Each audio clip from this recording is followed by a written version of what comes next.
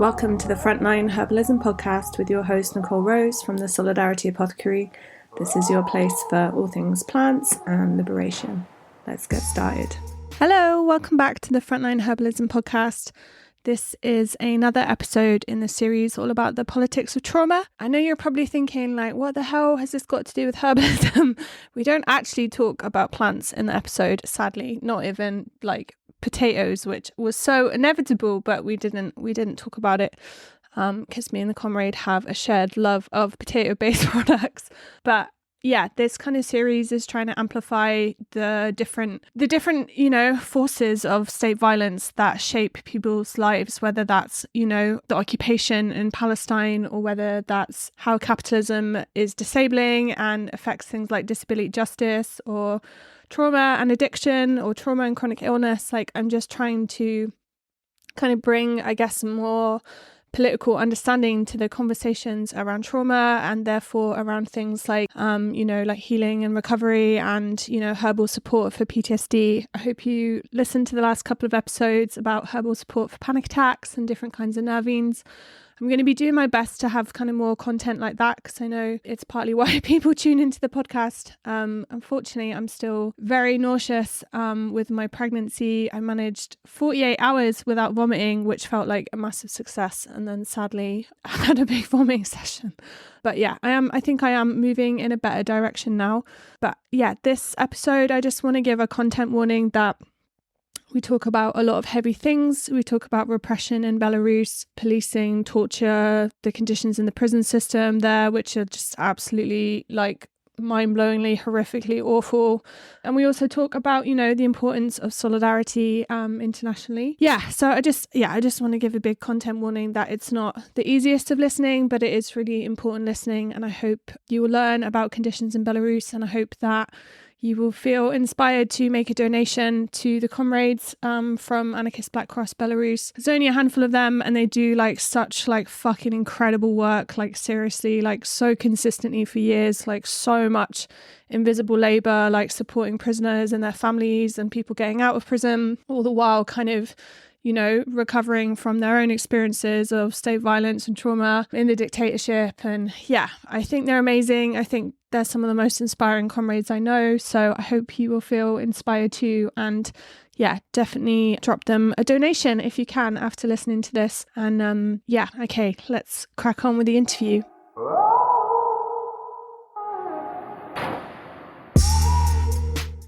Okay, welcome. So yeah, please can you introduce yourself, your pronouns, any kind of political affinities or projects you'd like to include?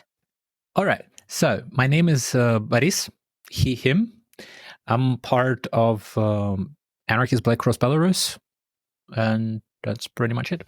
Amazing. Thank you. So yeah, for folks who don't know much about Belarus, can you share a bit more about what it's like as a place to live and a place to grow up? It's a very fascinating place to be, to grow. And I think it can differ a lot depending on when you were born from one side. From the other side, it doesn't differ so much. So generations of those who were born in Soviet Union know the Soviet authoritarianism, the control of life, the way of life, do not get involved in politics, stay away from state business, so to say, and also know a certain type of the state violence from, let's say, soft power up to prosecution of political dissidents and direct violence of against the normal people. The police in Soviet Union was very violent, even though some people think that it was not. And then you have a short period when the Soviet Union collapsed and the new state appeared, Belarus as a state, where there were several years of this kind of a chaotic period where the state is not so strong and people can do a lot of different things. So there was a lot of freedom. And I think people who were growing in that period or people who experienced that period do have a certain, let's say, attitude towards, okay, certain things can be done. You can do things by ignoring the state, and as long as the state is not interfering, the things are going to work. And then you have all the generations of the people who basically grew up in the dictatorship. So last 29 years, and that means like you have one generation and a half, depending how you count generations or whatever. So you have like people who are younger than 30. They would be born into dictatorship and would be living in the dictatorship. And of course, that again brings back this mentality of a constant control and mentality of like, everything is fine here, right? But as long as you are not interfering with the state business. And I think this is also building up a certain mentality among the people, which is, again, changing as a roller coaster depending on where Belarusians' dictatorship finds itself. So we had like between 2015 and 2020 a certain type of a spring where maybe you wouldn't be allowed to join like political life and so on, but there would be like NGOs popping up and there would be certain bars and like a street life appearing. So a lot of social interaction with each other, which basically was an important setup for the people to understand the value of the social interaction in general in Belarusian society, because as you are living in the dictatorship, with the experience from the Soviet times, and even though like the generations that were born after Soviet Union didn't experience Soviet system firsthand, they experienced that through their parents, through their relatives.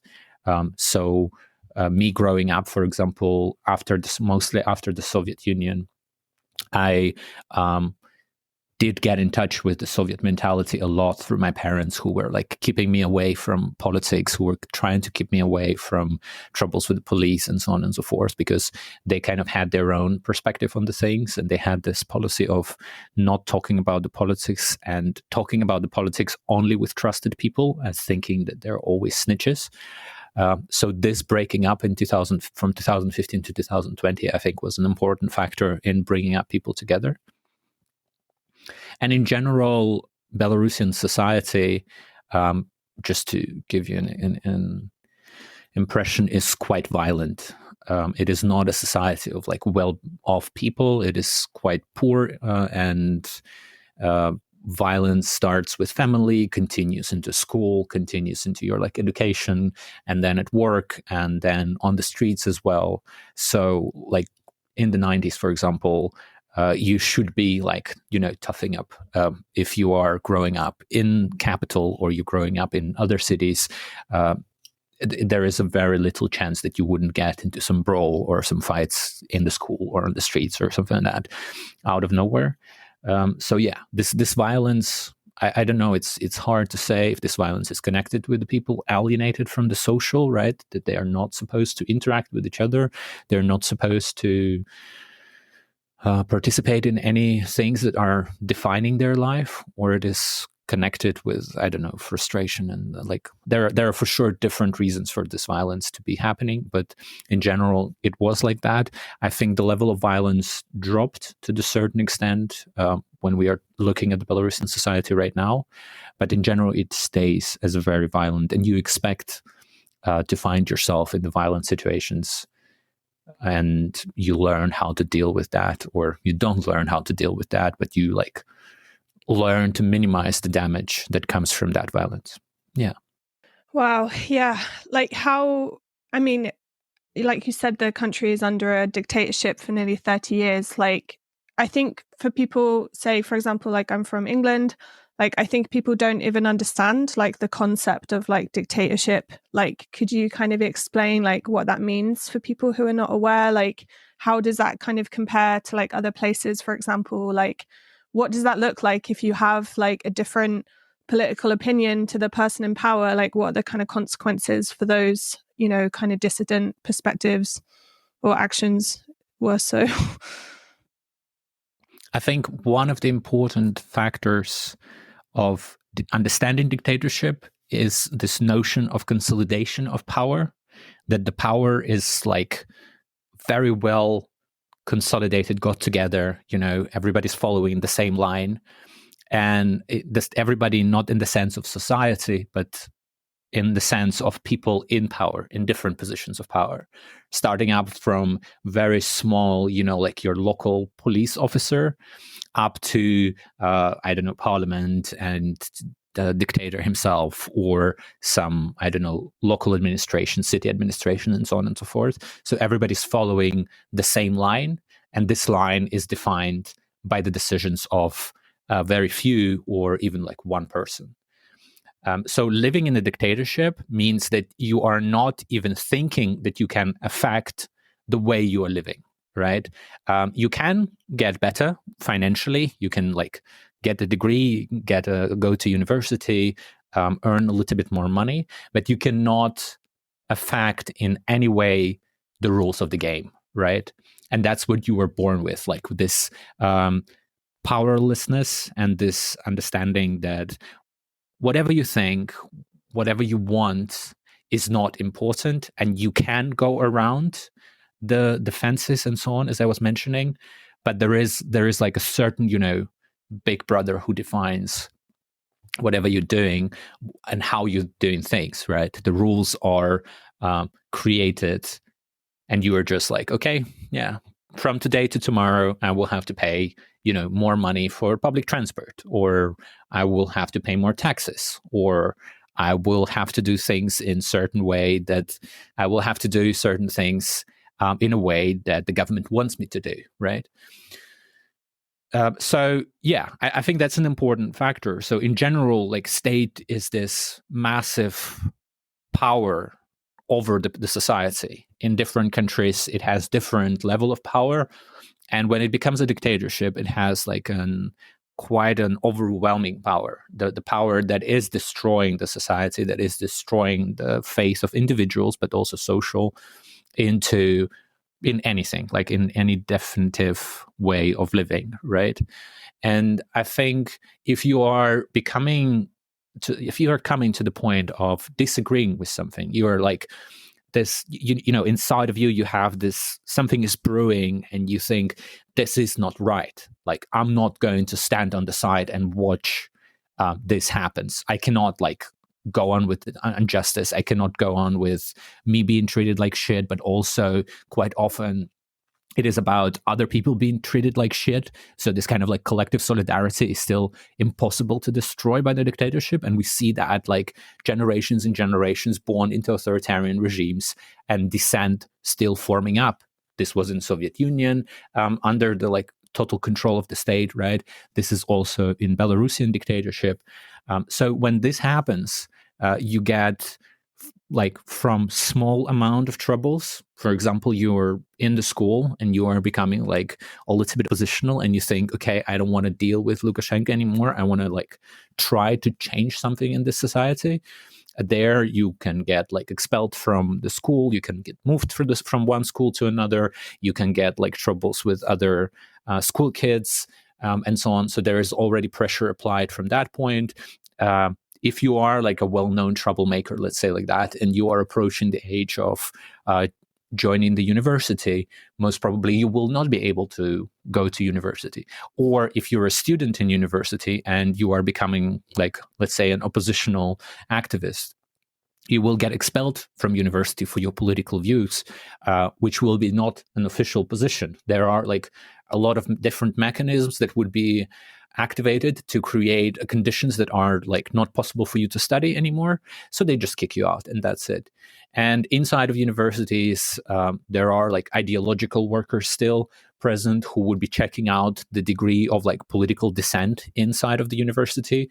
And those kids who would be like, or the people who are studying in the university, or even teachers, those will be controlled by those ideological workers. And if they are going higher level of opposition, or like showing a lot of dissent, you would get like a KGB agent called on you, or like not a police, but like certain political police, let's say that, to check up on you and see whether you should be kicked out from your working place or there should be another repression applied, and so on and so forth.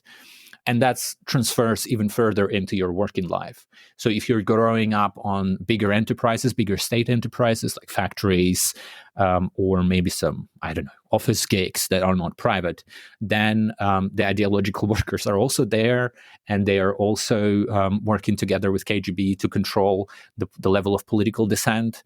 Then there is still practice of KGB actually finding snitches among the workers who would be, reporting on those who might be organizing. And I'm not talking about organizing, let's say, a fucking revolution against Lukashenko, but even organizing like a union work for just organizing. Because at the end of the day, if you're organizing at the state enterprise, then you are organizing against the state, pretty much. Or that's how the state sees it. That's how the state was seeing it in the Soviet times. That's how the state sees it today.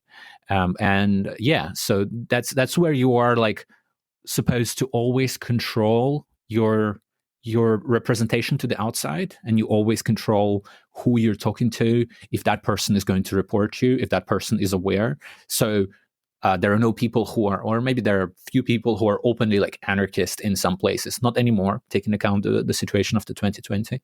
But before that, there would be some people who would be saying to their fellow students, for example, yeah, I'm an anarchist and you can join me in our fun activities or whatever, or I am like a liberal, against Lukashenko.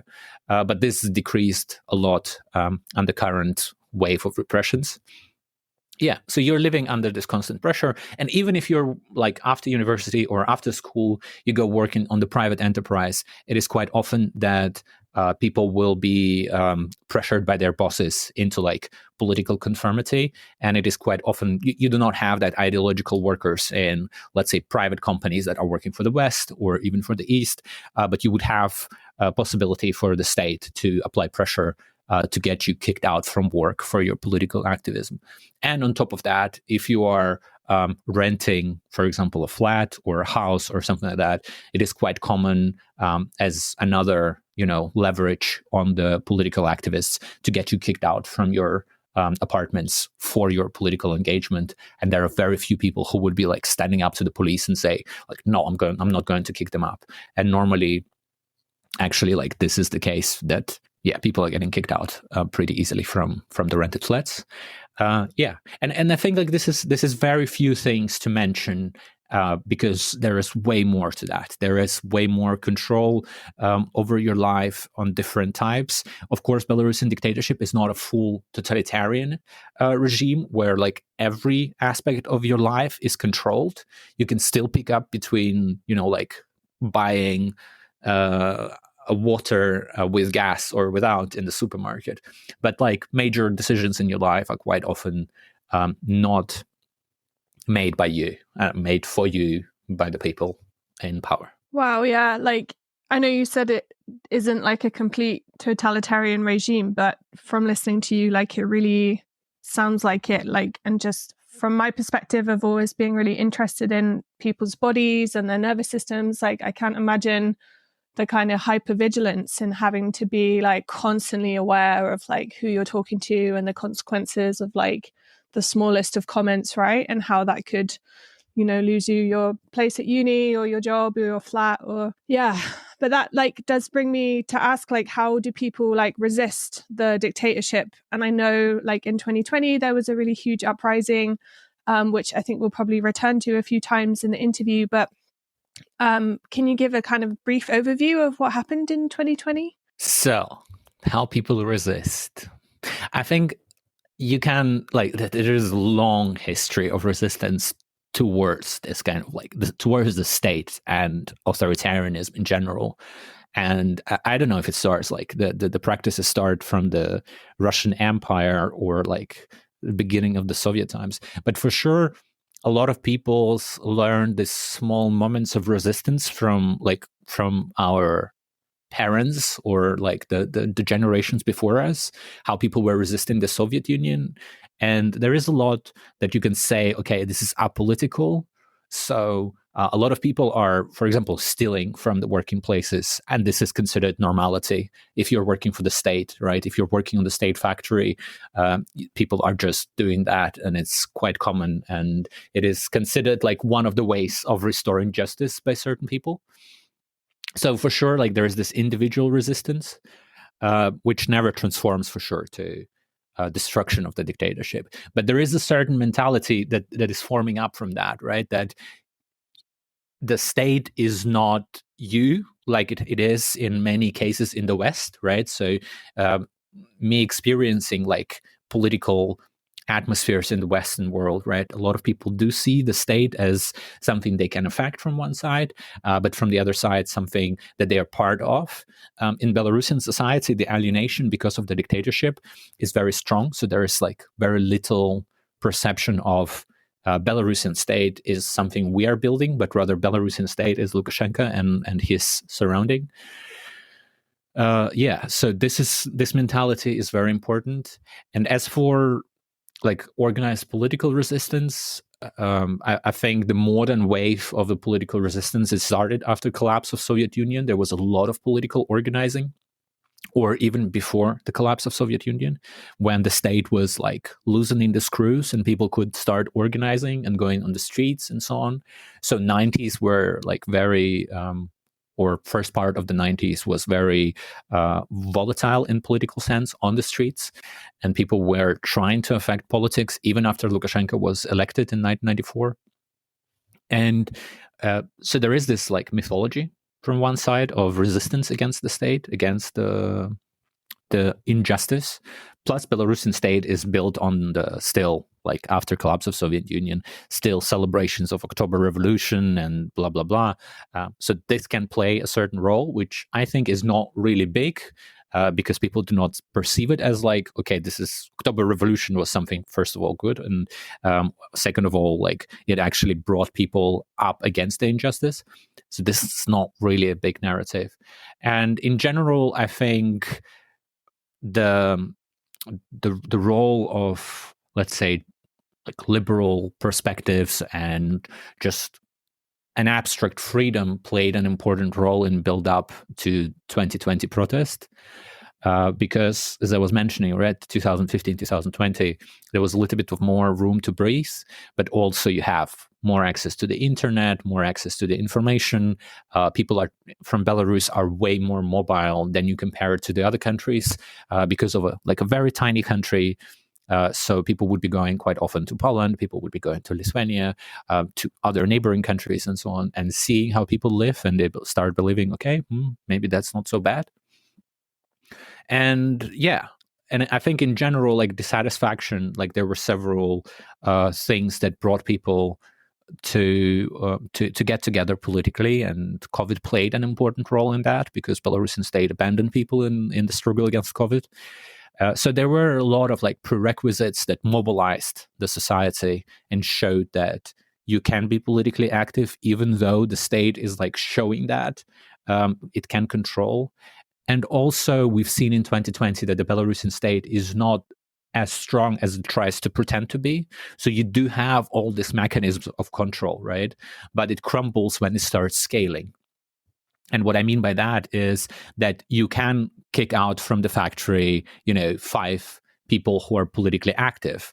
But then if this number goes like 20, 100 and so on, you don't have enough resources to go to each factory and start kicking out people and masses and so on and so forth. The same for universities, the same for medical personnel, for example, who was very unhappy with a governmental handle of COVID during the 2020. So you do see like, okay, the state tries to be like a strong dictatorship, but at the end of the day, it is a very fragile structure that starts crumbling as soon as the people rise, like the mysterious, the historical, the people. And in Belarusian case, that was also the case where people saw that, okay, this dictatorship that we've been living under for so many years, for so long, it is not as strong as it is. And this was shown in summer 2020, even before the day of elections, People went on the streets. There were fights with the cops that ended up with like complete destruction of the police, or not complete destruction, but complete reputational destruction of the police. That showed people like, okay, actually, we can resist, we can fight back.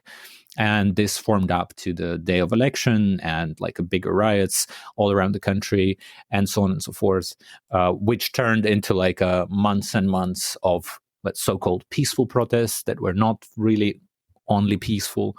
So yeah, this was like 2020 in Belarus, and it also unfortunately gave a possibility for the state to see the weak spots where they are not doing that well. So they trained their police officers and police forces. They trained their, like, say, bureaucratic apparatus on how to deal with the dissent. And slowly, step by step, even though the protests were going on, the Belarusian state was getting back together, getting its shit together, and building up the apparatus that exists right now in a very effective way, crushing the dissent among those who are still politically active in the country, and on the same time giving space to those who are not politically engaged. So Belarus is like this bizarre world where from one side you can go to a hipster bar, and drink a craft beer and see a football match between Manchester United and whatever shit is there, right?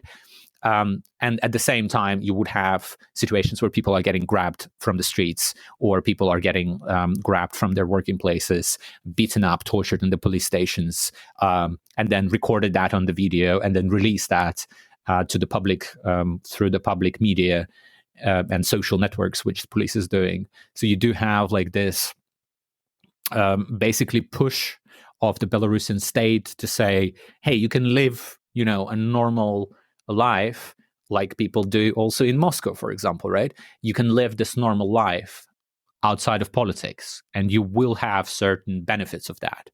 Or we can fucking torture you and maybe even kill you and hang you on the tree somewhere in the forest.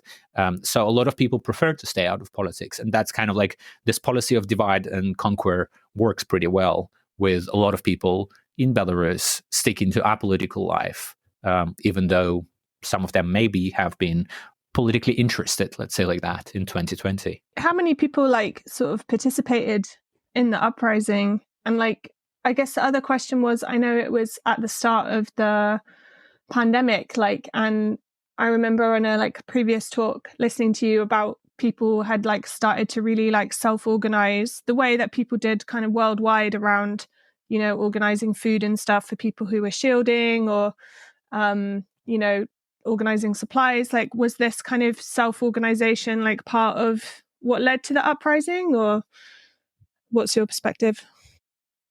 Yeah, I think for sure, because it showed the power of the people. So you had the understanding back again that you do not need to have huge corporations or a state to organize healthcare, and actually people can get together and do shit way better than what the state promises them. And there was not only, for example, the COVID crisis, there was a smaller crisis in Minsk with the water getting not poisoned, but getting dirty for, I think, half of the city. And the other half of the city was organizing bottled water and bringing water, while the state was saying, yeah, we are doing it. And then it took them a week or something like that to start bringing water to the people, while the society was already delivering. And that was the point where the first social networks started building up. And the social networks, I don't mean Facebook, Twitter, or whatever, the physical social networks where people started to get to know each other from the neighborhoods, from the clinics, from the hospitals.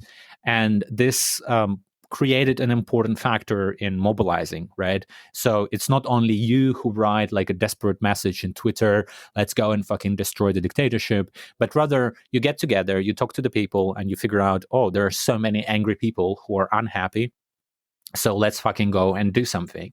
And people were doing. And that's how this, work against COVID, I think at least partly transformed to work against the Belarusian dictatorship. And I know quite a bunch of medical workers who were okay, I don't care about politics before 2020, but in 2020, they got so angry that they became I think, a stronger version of struggle against Lukashenko than most of the opposition was before 2020. So this was like a huge, I think, energy inside of the protests. And on the other side, Belarusian state and Lukashenko himself, they underestimated the threat of that dissatisfaction, underestimated the threat of, let's say, self-organizing against COVID. And while people were organizing and getting angrier, he was like giving these pearls of, drink some vodka or drive tractor and just continue fucking working and you will be fine.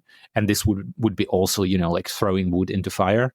And then when the political campaign for elections started, he was also feeling quite self-secure in this situation. So like the first attempts to organize were not smashed as they would be before.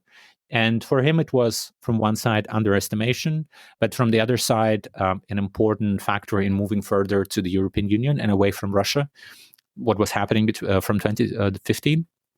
So for him, it was important to show that he is not keeping power with power, right? But rather he's keeping power through popular support, which was destroyed by the masses pretty well. And there were estimation that at the biggest protest, there were 500,000 people participating all around the country, and 500,000 people in the country of 9.5 million people. So this is massive. This is 5% of the population, or even a little bit more, on the streets. And that means that you still have quite a bunch of people who are organizing the infrastructure around those people who do not go to the demonstrations. So you do have millions and millions of people from that society who are against the dictatorship. Maybe not in a, let's say, weapons in the hands conditions, but in general, politically dissatisfied way against Lukashenko. Yeah, and this later on transformed into hundreds and hundreds of thousands of people live in the country and so on, and in the current political crisis. Yeah, and I will definitely ask about that. I think it's interesting that healthcare workers were sort of at the front of a lot of that resistance. So in terms of this podcast series, I've generally been focusing on the politics of trauma and looking at the different forces in society that shape people's lives, whether that's disability or addiction or class. And people often think things like PTSD, post-traumatic stress, are from a one-time event, like a car accident or something, and not from this ongoing oppression and repression, through state violence. And I kind of focus not everything, but I focus my work around the impacts of state violence. And I think people aren't aware of the extent of state violence in Belarus and what happens when people resist. I just wondered what kinds of conditions are people experiencing, what happened to people arrested in the uprising, for example, and how are you kind of finding that this trauma is affecting people? I think what would be important for me to mention here is that trauma is not a thing that happens to one person or to, let's say, generation of society, and that's it. But rather, for Belarusian society, some of us still experience trauma from the times before, right? So, to give you an example, the example that came to us as an understanding pretty late, that we are still generations of people who were in contact with those who were at war and in the Second World War, and Belarusian society experienced that in a way different way, in a way different order than many other regions, and I think it's incomparable for sure to different social groups. But for us, for example, the violence that comes from our grandparents towards us, right, or the violence that comes from our parents that came from their grandparents, is partly directed by that trauma. So we are basically the kids of the trauma still of the Soviet Union and the Second World War and all those things. The trauma that was never spoken through. My grandmother didn't talk about the Second World War just several years before she died, right? Her kids were also not asking those questions. And that's quite a typical situation where like our grandparents who experienced like horrible things, they would never be talking about it. Just before like ending their life, they start opening it up. So that's kind of like present in the society quite a lot. And I think the traumas that were inflicted on the people in the Soviet Union are still going to be there for quite some time. Like my parents don't talk about their life in Soviet Union so much. They just talk about basic things, like very, practical things, how they were living and so on, but do not open up further on. And you can see a lot of people are drinking. A lot of people are like basically destroyed by the way they were living, or the way they were oppressed in Soviet times in the 90s and now in the Belarusian dictatorship. And talking about the state violence right now, right, or in 2020 and after 2020, we're talking about like full-scale carte blanche for the police to do whatever they feel like. And the violence start from like invasion, in constant invasion in your personal life, from like checkpoints in the metro, up to like, for example, at your working places, they would be having police officers or like local guards who would be checking your phones on, like, let's say, politically problematic content, from like signing up to some oppositional Telegram channels or reading some oppositional news, up to the pictures from a protest or the pictures with the people who are searched, and so on and so forth. So this is like indirect violence, and direct violence is, of course, like beating up, torture, death, like basically murdering people. That violence happens to, let's say, limited amount of people, mostly right now to the people who are in prison, although they continue raiding the flats. There are still, 3 years later, there are still courts happening for the people that were participating in the protest in 2020, and there are still people detained for participation in the protest 3 years ago. So this kind of like a mill of repressions continues to produce more and more violence, and those raids are very violent, like normally not only being thrown at the ground but rather like beaten up again. And if you are like a more, let's say, politically involved, or they figure out like you're an anti-fascist, you're an anarchist, this will be meaning a lot of violence that will not stop just because they got what they want, but rather like a revenge violence and things like that.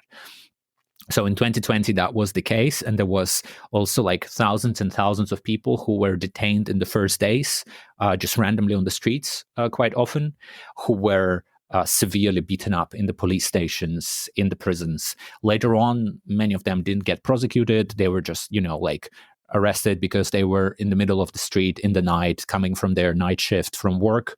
And that would be enough for the police to say, oh, they're most probably protesters, so we're going to grab them and we're going to torture them as a revenge for the clashes and like the suffering that the police or the state was experiencing from the protesters, so-called suffering, right? And this violence spilled, like the Belarusian state, as I was mentioning, was violent before. So like getting beaten up in the police stations was happening before 2020. And this is like quite a common setup for political activists. But in 2020, it spilled like to the masses. So you had 6,000 people in the first 3 days detained by the police.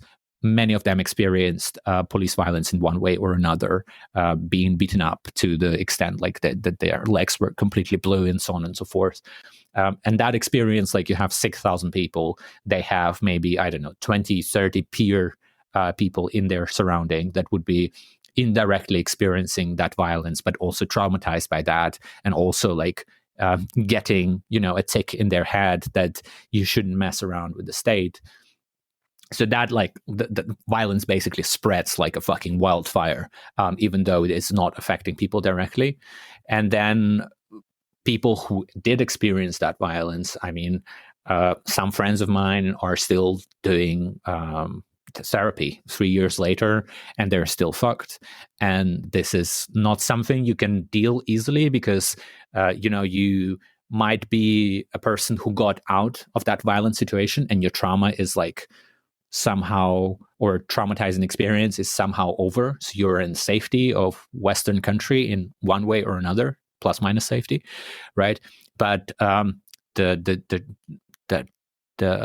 experience, right, the triggers of that trauma they are very hard to lock, taking into account that there is so much happening on the regular basis, and starting with the trauma in Belarusian prisons and trauma with people on the streets inside of Belarus, we still know, ending up with the trauma of the war in Ukraine that like reignites the violence of the state for a lot of people.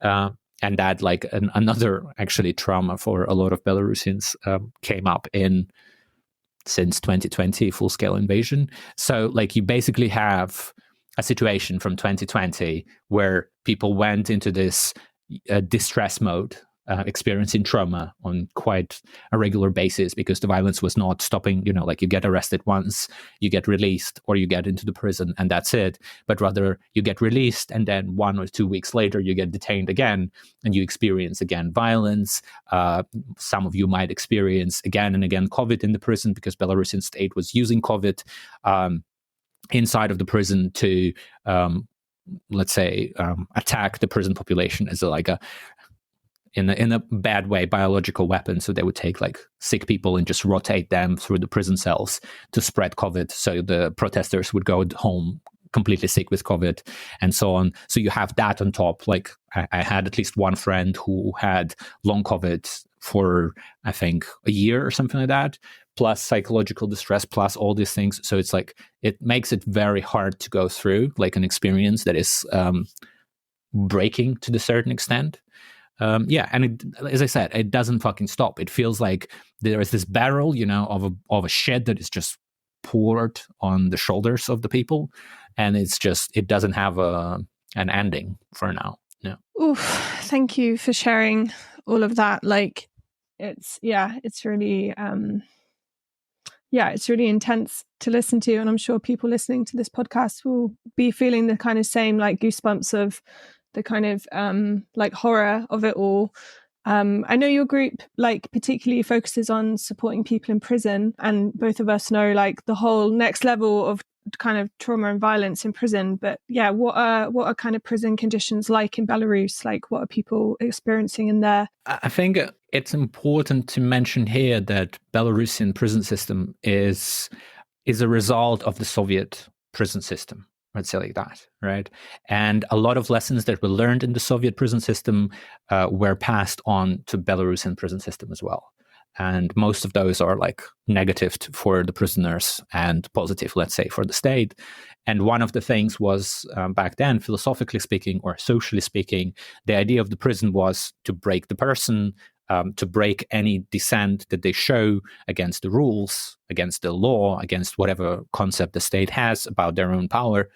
And that's what continues into the modern life. So Belarusian prisons are made to break people. And there are different approaches they take, from very soft ones up to very harsh direct violence.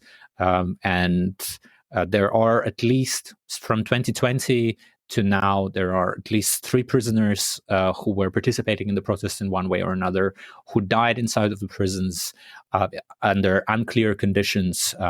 There is one case where most probably this was a direct violence from the police or prison guards. The other cases are just neglect of the physical conditions.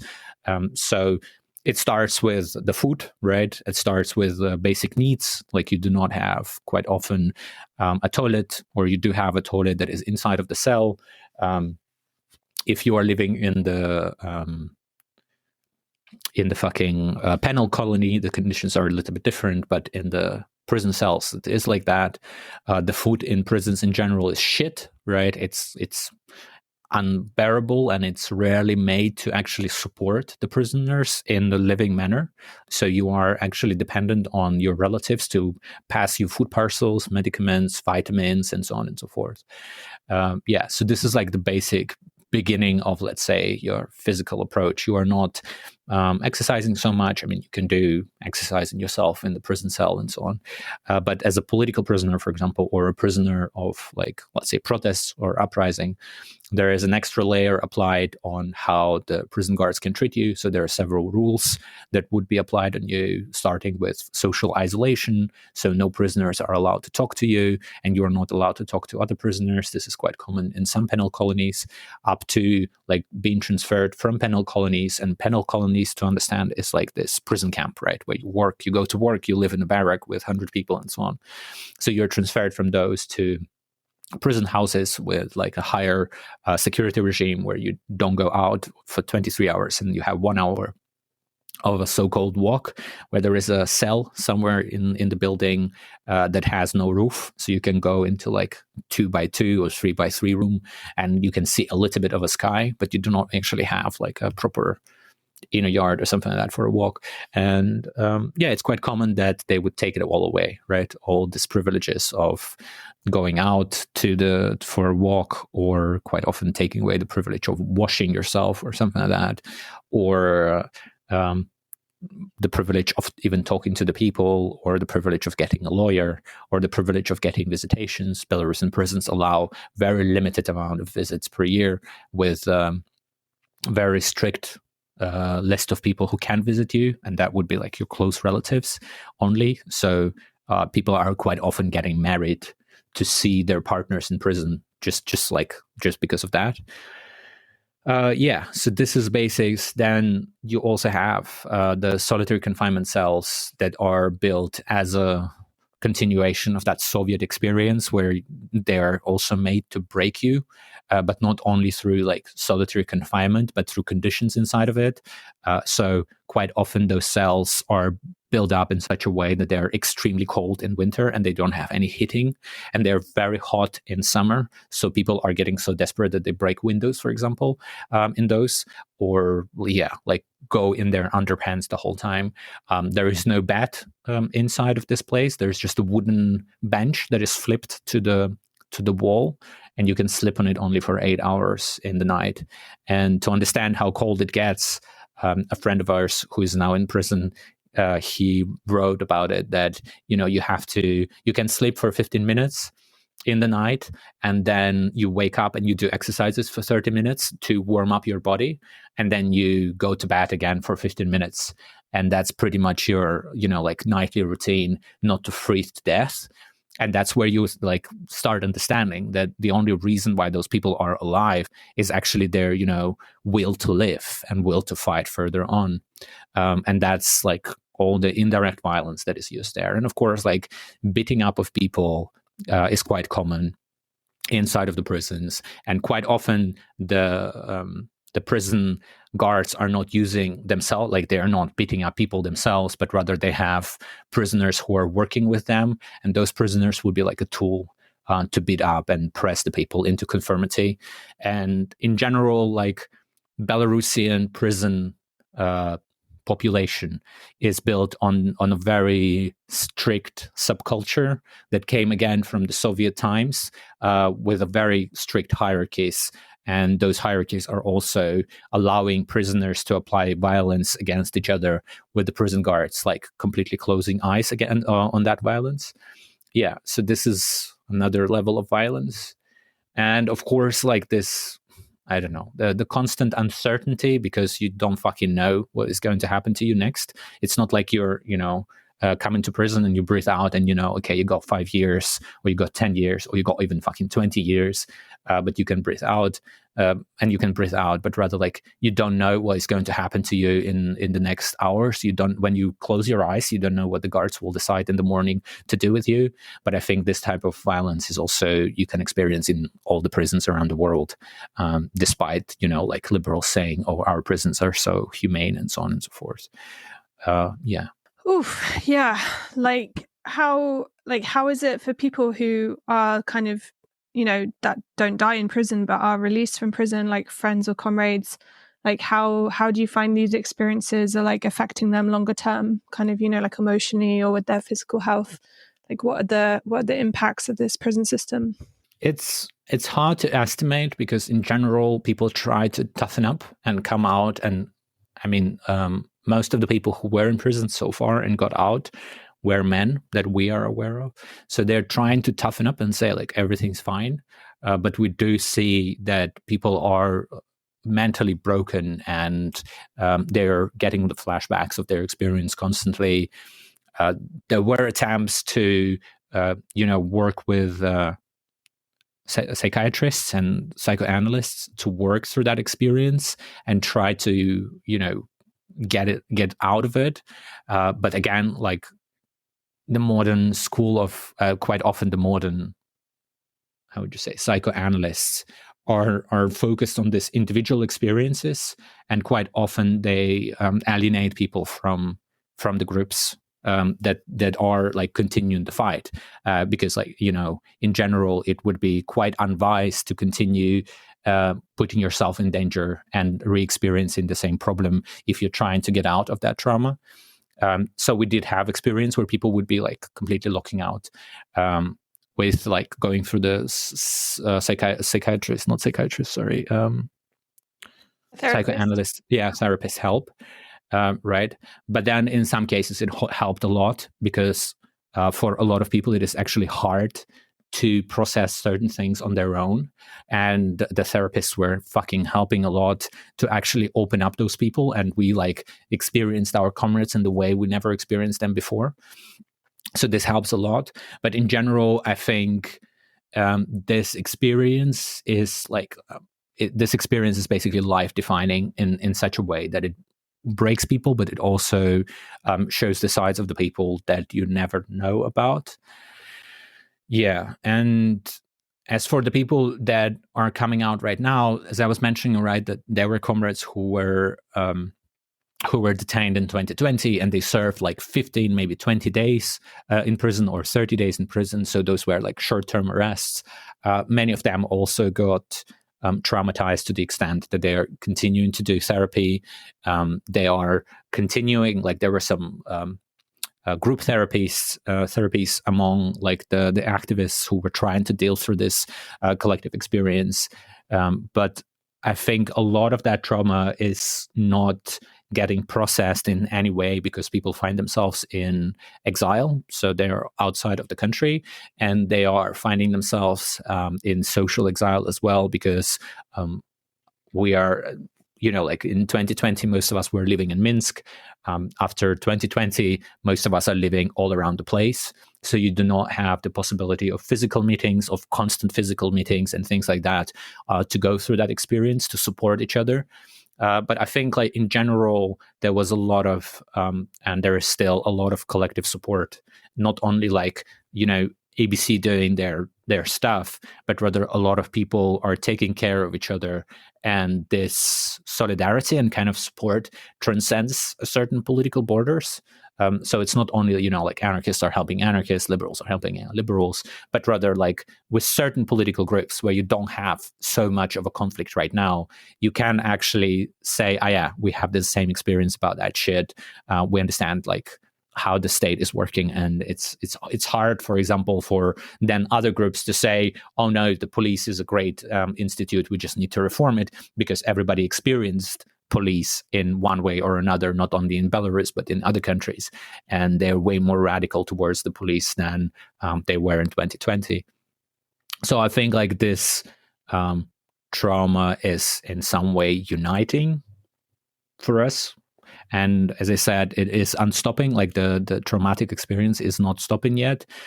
So for us, it's kind of hard to breathe out.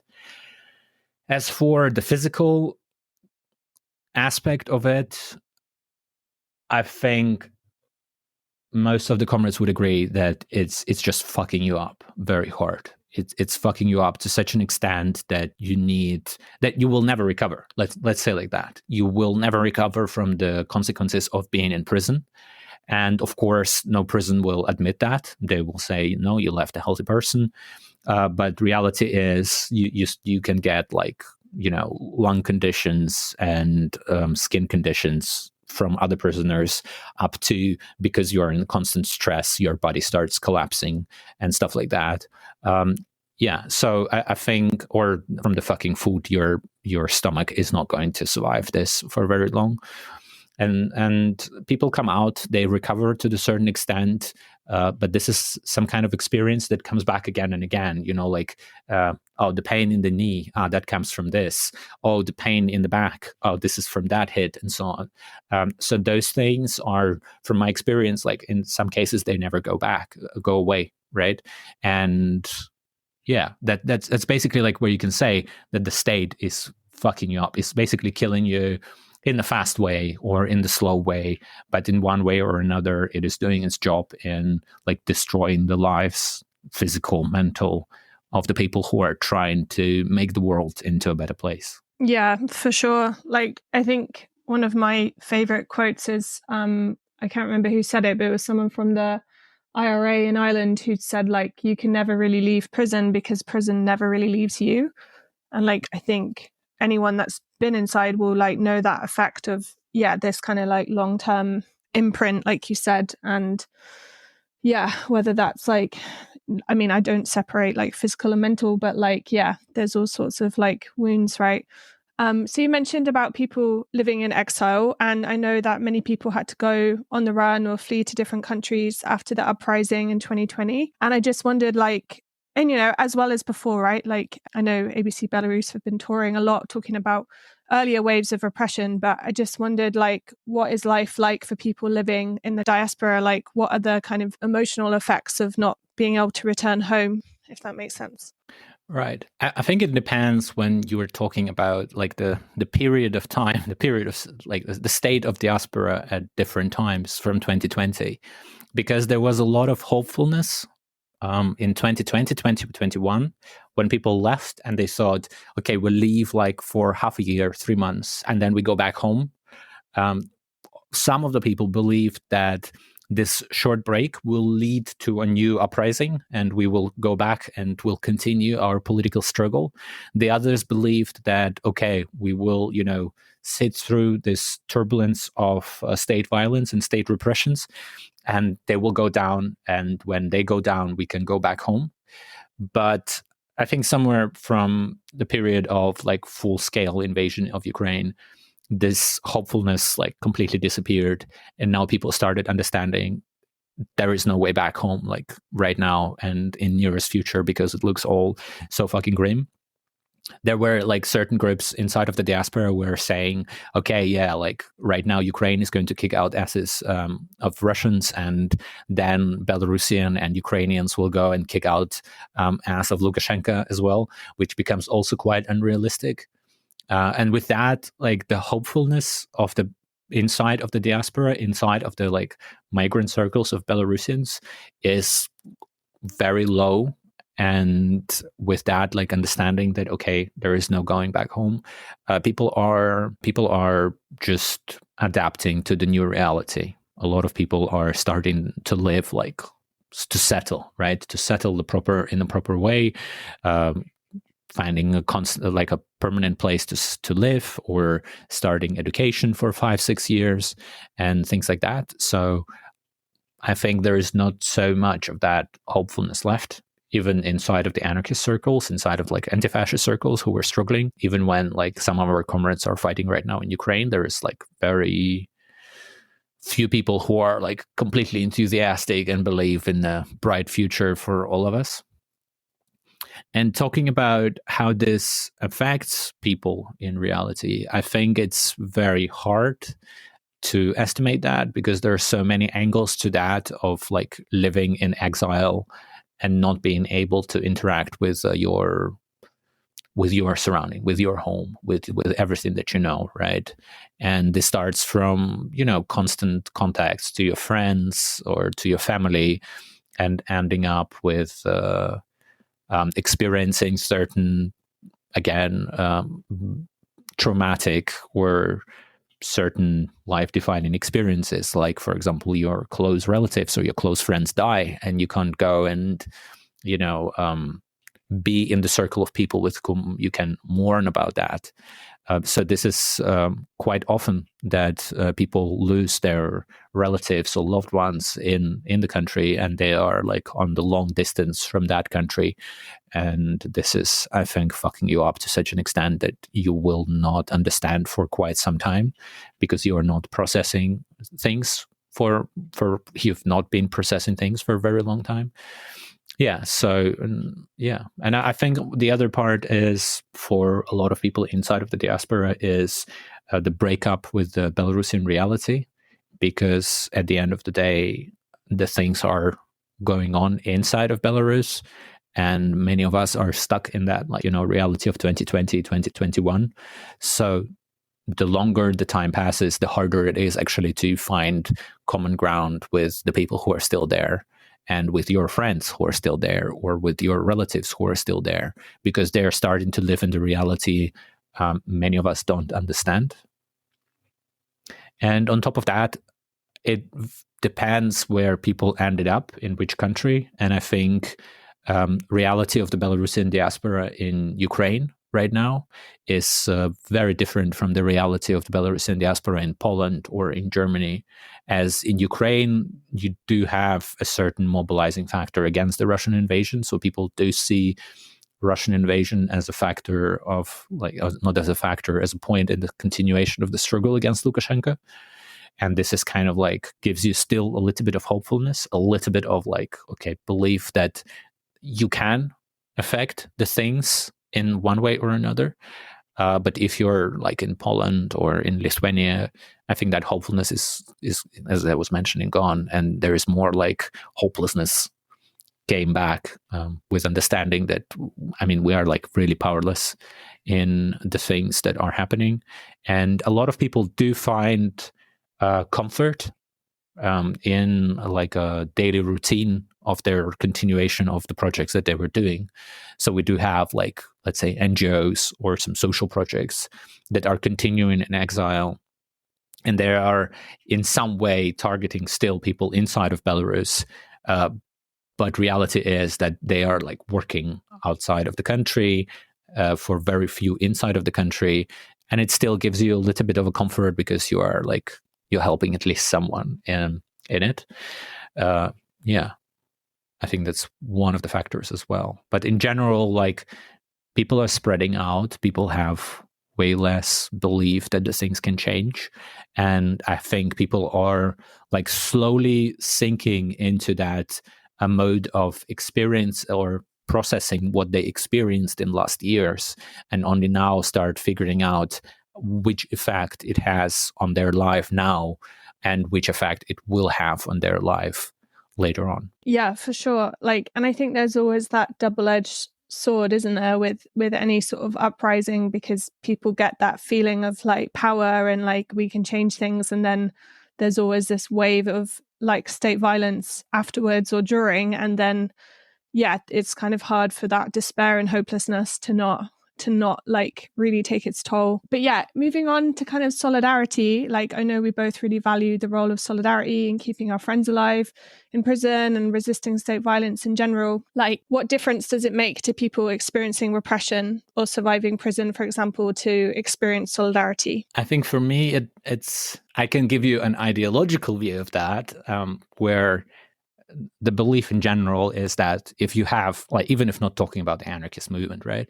But if you do have a community, you do have like a better chances of surviving certain things or getting out of shit in a better shape, right? And even if we're not talking about prison, but we're talking about general traumatizing experience and general like bad experiences in your life, or like a hole where you ended up.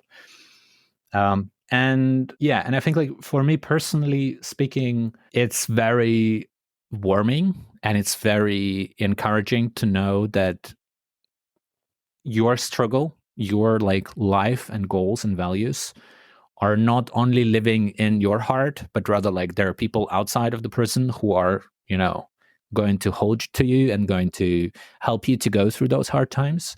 And I think that's very important, at least for some people. I know some people who don't give a fuck at all about solidarity and about like the outcome from outside, but I know a lot of people who really value that and who really, you know, like it's basically something that keeps their engine going inside of the prisons. So, and you can compare for sure. When you are in prison or you are like in Belarusian prisons, you can compare those people who are on their own and those people who are supported, maybe not by the political movement or by their political comrades or by the anarchists, but just by their relatives. And those who are not supported and left alone, the experiences of the prison are very different. And I think, yeah, I think for me, every time I was getting like a small letter or an illegal message, you know, hidden somewhere, you think, fuck, this is like you just stick up to all the cops around you and you read this message that has like, I don't know, one sentence, but you think this is fucking amazing. Like somebody remembers about you and somebody cares about you, and you just keep on going. And yeah, and we got like a lot of positive feedback from comrades and thanks about the work that is done, and also from their relatives about the work that is done, because it does create, like a bigger community that is carrying the people through this complicated experiences. And then when you're getting out, you also know you're not getting out into, an empty field where nothing is going to happen, but rather you have a certain security. And this is an important factor, I think, in your struggle through the prison, that you can rely on certain people, and those people are not going to let go on you until you are in safety, until you're in a better place in this world. Like, for people that don't know about Belarus Anarchist Black Cross, can you share a little bit about what you do? Because at the end of the podcast, I'm going to be really encouraging people to donate and order t-shirts and all the things. But I just wondered, if you can give a synopsis of like all your kind of work in the world. It's hard. It's hard to go through all the things that we do because there's so much needs to be done still. But what we do on like a regular basis is we are collecting funds and money to support people inside of the prisons through like sending them lawyers or sending them food parcels. Sometimes, if it is required, we do support the families of the prisoners because it can be a situation where the person inside of the prison was the only person who was working in the family, and they do need support. So we go through that, support of the people inside of the prison, but also when people get out of the prisons, we try to help them and work with them on recovering after the prison. And that's what I was talking about, the therapies and so on, but also financially wise and so on. Belarusian prisons is not the place where like you get out and you can get a lot of money for working, or you get out into Belarusian society where you don't get any social welfare or something like that. So people do rely on that kind of support. And also what we do is we try to inform the spread the information about the Belarus, inform people about what is happening in the country, as it is very essential in our struggle in general, right? The experience that we live through is the experience that we want to not keep inside of us, but we want to pass it further to the people, to the comrades, that they understand that this can happen and this is not the end of the world. And I think that's one of the ways for us to deal with the trauma and to deal with the violence, is that to show that we can live through it and we can actually fight through it in the collective manner way more successfully than on the individual manner. So we're doing all of that, and a lot of other stuff beyond and so on. But mostly our focus is support of the prisoners, support of their families in these hard times. When we had way more people to do the work that we are doing, and we had way less prisoners, we were also focusing on, for example, the critical perspective on the prison system, or like the criticism of the prison system, and abolitionist perspectives inside of Belarus, which are not present at all in the society, right? Because it's considered a little bit of a Western idea, which was never in any way transported to the Soviet Union and post-Soviet Union countries. But unfortunately, right now, because of the amount of work that needs to be done and the amount of funds that needs to be raised to actually support people, even in basics, all those people who are inside of the prisons, is just became our main work. Yeah. Amazing. And I know, I know what it's like to feel like a full-time fundraiser. So I know you've mentioned before about people being able to kind of sponsor a prisoner, to kind of help cover some of those person's costs to kind of, support you while you have so many people you're supporting in prison. I just wondered what, if you could speak a little bit about that, and what kind of solidarity is meaningful to support ABC Belarus and all your amazing, really essential work. What would you like people to do after this episode, All right. What I want you to do after this episode. Well, talking about the supporters program, it basically was based on this notion that we have a certain amount of money that needs to be spent on like all the needs of the prisoner, depending on the prisoner, because people are sitting in different regimes, and those different regimes might have different amount of money that needs to be spent. So we encourage groups or rich individuals or not so rich individuals to get in touch and take over the responsibility of paying for, I don't know, a food parcel for the person on monthly basis and so on. And this would put a little bit of a pressure away from our shoulders, because we do have this feeling of responsibility, which is we try to spread on, like an anarchist movement or a general society, but quite often it doesn't work. So we are like breaking our asses off. So this would be very helpful if people become like this long-lasting supporters in one way or another. We don't expect you to do a lot. You just donate money. You can continue living your life in the way you're living it right now, but you just donate a little bit more money to a certain cause.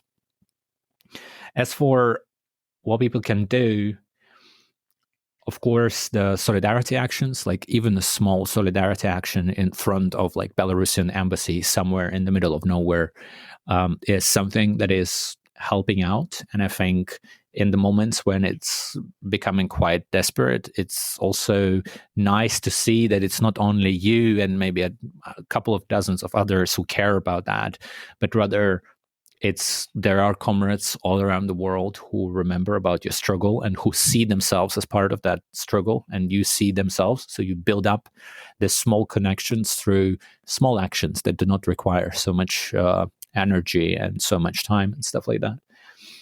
Yeah. And if you are like really, getting inspired and you think like, fucking hell, I need to do things, then there is a lot that needs to be done in like figuring out the ways the Belarusian regime stays in touch with the Western countries. And there are a lot of Western businesses that are still working in Belarus, and they're still making money out of it. And there was recently a huge scandal with IKEA that was producing furniture in Belarusian prisons, in the Belarusian prisons I was talking to you about, right, where the people are tortured, beaten up, and so on and so forth.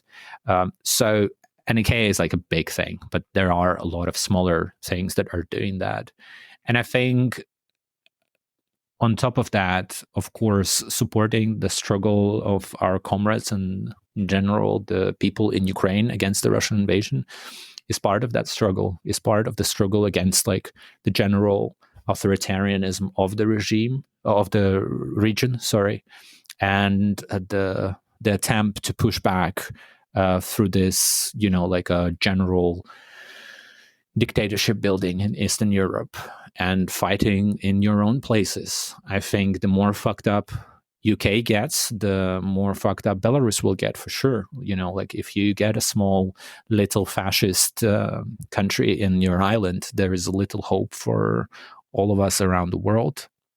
So the local struggle also matters. And your struggle for, like a libertarian United Kingdom, in a good sense. Sorry, I always forget that the English speakers think that libertarian is like anarcho-communist, anarcho-capitalist. In a good, free way, anarchist way. Then the ideas of freedom are also, like contagious. So your struggle for anarchist society does matter even on your small island where nobody goes to. Yeah. So do solidarity, continue the fight, and don't forget about the people in the smaller islands in Europe, smaller than your island. We have like many islands in our island. Some comrades were trying to think of like a more like decolonial like framing of the UK, like obviously because like like England and Wales and Scotland and Ireland is like quite a mouthful, and I can't remember what they said, but it was like something like the like collection of islands in the Western Atlantic or something. It was like fucking ridiculous, but it was quite funny. Archipelago. Yeah, that's the word. I can never pronounce it. Yeah. Okay, so I just want to say thank you so much for sharing everything you've just shared. Like I know the topic is really, really heavy. Yeah, where can people learn more and get involved? Like if you just give us your website and social media, I'll put everything in the show notes. But yeah, I just want to say like thank you so much again for your time. Thank you as well. Thanks for doing what you're doing. I wanted to say that people also can learn more by going to Belarus. You can still go there, and also go to other countries in Eastern Europe. And just in general, I think breaking up with the localist mentality of staying in one place and not knowing about the rest of the world is an important factor in like international solidarity. So I would encourage doing that. And we are like everywhere. We are in social networks and we have a website, which is not common among anarchists recently. Thanks once again. Okay, amazing. I'll put those all in the show notes. And yeah, thank you. Thanks so much for listening to the Frontline Herbalism Podcast. You can find the transcript, the links, all the resources from the show at solidarityapothecary.org/podcast.